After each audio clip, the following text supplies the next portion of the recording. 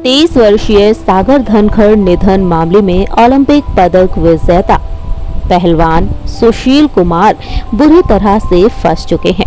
बीते कुछ दिनों पहले ही सागर निधन मामले में सुशील कुमार को दिल्ली पुलिस ने गिरफ्तार किया। वहीं इस मामले को लेकर लगातार कई बड़ी खबरें भी सामने आ रही हैं।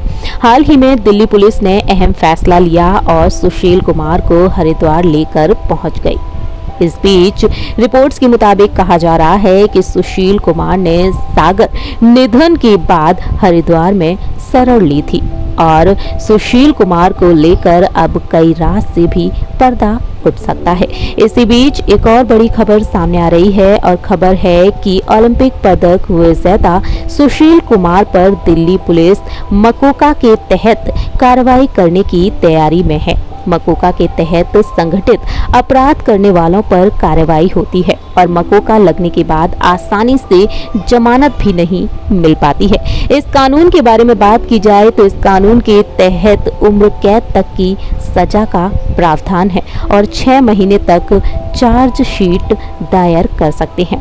जहां एक और सागर धनखड़ निधन मामले में ये तमाम बड़ी खबरें सामने आ रही हैं, तो वहीं पहलवान सुशील कुमार को लेकर कई बड़े खुलासे भी हो रहे हैं। पहलवान सुशील कुमार एक बार फिर से विवादों में घिरे हुए हैं। ऐसा पहली बार नहीं है कि पहलवान सुशील विवादों में घिरे हुए हैं। इससे पहले भी पहलवान सुशील कई बार विवादों से घिरते हुए नजर आए हैं। दरअसल विवादों से सुशील कुमार का कोई नया रिश्ता नहीं है। भारत के गिने चुने पहलवानों में से एक सुशील कुमार ऐसे हैं जिनकी झोली में ढेरों मेडल आ गिरे हैं। बताना चाहेंगे आप सभी को कि सुशील कुमार का करियर जितना शानदार रहा है उतना ही विवादों से भरा हुआ भी रहा है। हमारी इस रिपोर्ट के जरिए हम बात करने जा रहे हैं सुशील कुमार की जिंदगी से जुड़े उन तमाम विवादों के बारे में।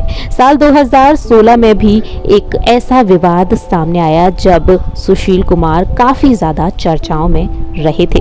दरअसल ये विवाद सबसे पहला विवाद था साल 2016 में, जब पहलवान नरसिंह पंचव यादव ने आरोप लगाया था कि सुशील ने उनके खाने में कुछ मिला दिया है और जिसकी वजह से वो डोप टेस्ट में पॉजिटिव निकले थे। इतना ही नहीं, इससे पहले भारतीय कुश्ती महासंघ ने नरसिंह पंचव यादव को रियो ओलंपिक खेलों में भारत का प्रतिनिधित्व करने के लिए भी चुना था। बताना चाहेंगे आप सभी को कि महासंघ ने उस दौरान फैसला लिया और उस फैसले के खिलाफ सुशील कुमार ने नरसिंह के ट्रायल बाउट के आयोजन की मांग भी की थी, लेकिन महासंघ ने उनकी बात नहीं मानी और उस दौरान सुशील ने दिल्ली हाईकोर्ट का दरवाजा खटखटाया। कहा जाता है वही उस दौरान कोर्ट ने सुशील की मांग को ठुकराते हुए महासंघ के फैसले को सही ठहराया था। इतना ही नहीं, कोर्ट के फैसले के कुछ दिनों बाद नरसिंह पंचव यादव डोप टेस्ट में फेल हो गए और नरसिंह यादव ने सुशील कुमार पर उनके खाने में कुछ घोलने का आरोप लगा दिया। वहीं उसके बाद पूरे मामले की जांच सीबीआई की टीम को सौंप दी गई और उसके बाद उस पूरे मामले को सीबीआई की टीम को सौंप दिया गया। सीबीआई ने अपनी जांच पूरी की और साल 2019 में अदालत में क्लोजर रिपोर्ट भी दाखिल की गई और कोर्ट ने साल 2020 की शुरुआत में उस रिपोर्ट पर मोहर लगा दी और मामले को पूरी तरह से खत्म कर दिया था। पहलवान सुशील कुमार एक बार फिर से विवादों में घिरे साल 2017 में, जहां एक और वो विवाद खत्म हुआ था, वहीं साल 2017 में सुशील कुमार को राष्ट्रीय पर्यवेक्षक नियुक्त किया गया था और उस दौरान उनकी नियुक्ति पर सवाल भी उठे थे। दरअसल ये सवाल उठाए थे प्रतिद्वंदी पहलवान नरसिंह यादव ने। नरसिंह यादव ने उस दौरान खेल मंत्रालय को पत्र लिखा और सुशील कुमार पर हितों के टकराव का आरोप लगाया था। इतना ही नहीं, सुशील कुमार की राष्ट्रीय पर्यवेक्षक के रूप में नियुक्ति पर उन्होंने आपत्ति भी जाहिर की थी। नरसिंह ने उस दौरान ये सवाल किया था कि तोड़फोड़ के आरोपों के बावजूद पहलवान सुशील कुमार को रियो ओलंपिक से पहले पर्यवेक्षक क्यों नियुक्त किया जा रहा है। सुशील की वजह से नरसिंह यादव को डोपिंग विवाद में 4 साल का बैन भी झेलना पड़ा था।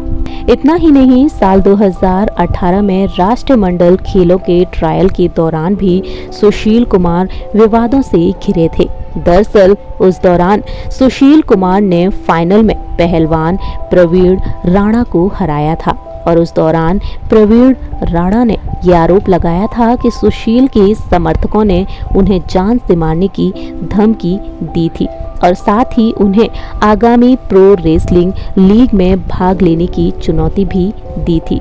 इसके अलावा पहलवान योगेश्वर दत्त से भी झगड़ा हुआ था सुशील कुमार का पहलवान योगेश्वर के साथ झगड़ा हुआ और उस दौरान भी वह विवादों से घिर गए। लंदन ओलंपिक में सुशील के साथ देश के लिए कांस्य पदक जीता था और योगेश्वर दत्त छत्रसाल स्टेडियम में ट्रेनिंग लिया करते थे। सुशील से विवाद के चलते लंदन ओलंपिक के बाद उन्होंने छत्रसाल स्टेडियम भी छोड़ दिया। योगेश्वर दत्त के अलावा ऐसे कई पहलवान हैं जिन्होंने छत्रसाल स्टेडियम को छोड़ दिया। बताना चाहेंगे आप सभी को कि न सिर्फ पहलवानों के साथ सुशील कुमार का विवाद हुआ है बल्कि कई कोच के साथ भी। कहा जाता है कि उनके व्यवहार से तंग आकर कई कोच भी छत्रसाल स्टेडियम छोड़कर जा चुके हैं।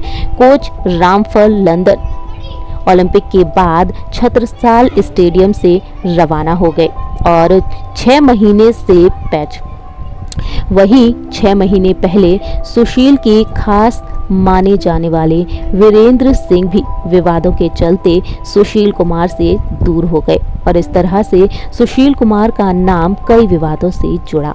इतना ही नहीं, सुशील कुमार ने एक पहलवान को बुरी तरह से घायल भी कर दिया था।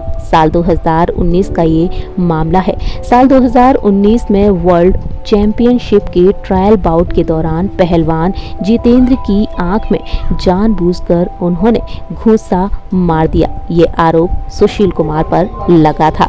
इंदिरा गांधी स्टेडियम में हुए इस ट्रायल में फाइनल में जितेंद्र का सामना सुशील कुमार से हुआ था और बाउट के दौरान सुशील ने कथित तौर पर पहले जितेंद्र की उंगली घुमा दी और फिर उनकी बाईं आंख पर मुक्का मार दिया था और उस दौरान जितेंद्र ने अपने इंटरव्यू में बताया था कि उन्हें लगी चोट ने उन्हें कुछ समय के लिए दिखने से रोक दिया था और इस तरह से सुशील कुमार कई बार विवादों में फंस गए और आज एक बार फिर से सुशील कुमार विवादों से घिरे हुए हैं तो वहीं बेहद बुरी तरह से मुसीबतों में फंस चुके हैं। हमारी इस रिपोर्ट में इतना ही। तब तक के लिए आप देखते रहिए नेक्स्ट 9 न्यूज़।